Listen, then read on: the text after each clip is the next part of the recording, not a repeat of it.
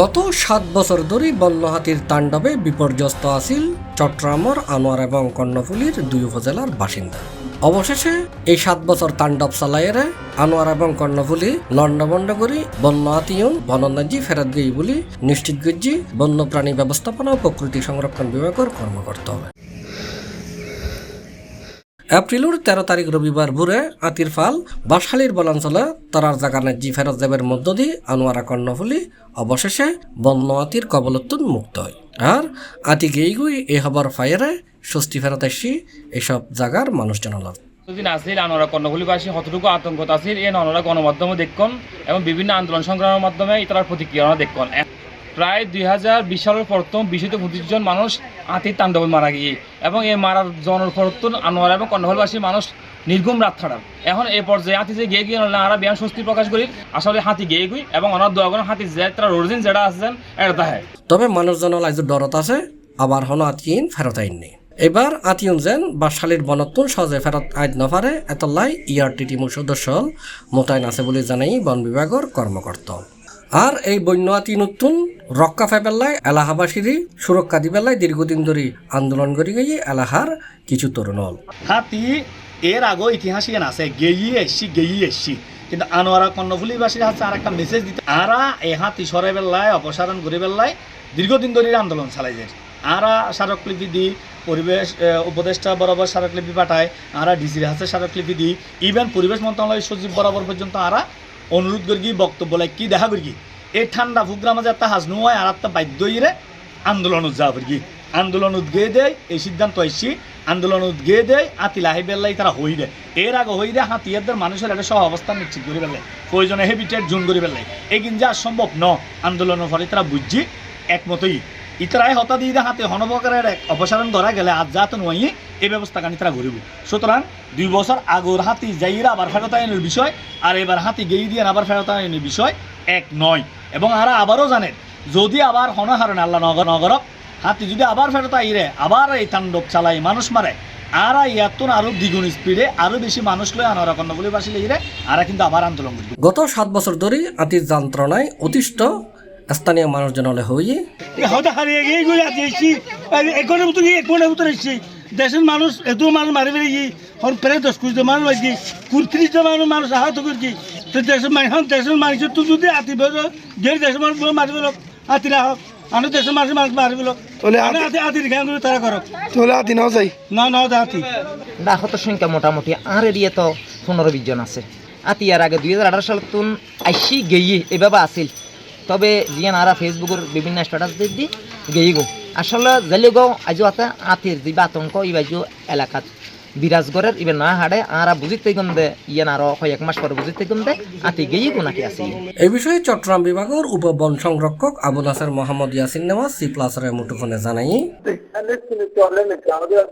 আমাদের এখানে রিভেন্ট response team যারা কাজ করতো আনোয়ারা কর্ণফুলীতে তারা তো এখন কাজ করতেছে ওইদিকে থেকে যারা রাত হয় তাদেরকে আপনার শঙ্কর নদীর ওই পারে দক্ষিণ পারে তাদেরকে ওখানে এবং ওখানে যে পুকুরিয়া এলাকার ওখানে স্থানীয় মানুষ তার সাথে নিয়ে কথা বললে তাদের সাথে নিয়ে এদিকে যদি হাতি যেন আসতে গেলে যেন বাধা দেয় ওই চেষ্টাটা হচ্ছে। আর ওইদিকে বনাঞ্চলে যাতে হাতি শুধু বাধা দিলে তো হবে না যেন সে থাকতে পারে এই ব্যবস্থা সেই জন্য ওখানে কি সুবিধা কিনা কি করা যায় সেটাও আমরা দেখছি।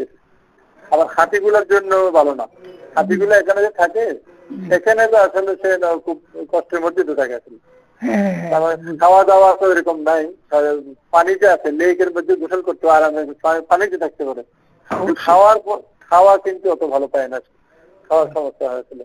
ওদিকে থাকতে পারলে বনাঞ্চলে ওখানে বরং পরিবেশ ভালো করে তৈরি করে দিয়ে ওখানে রাখলে ভালো। আমরা ওই চেষ্টাটাই করতেছি এদিকে যেন না আসে।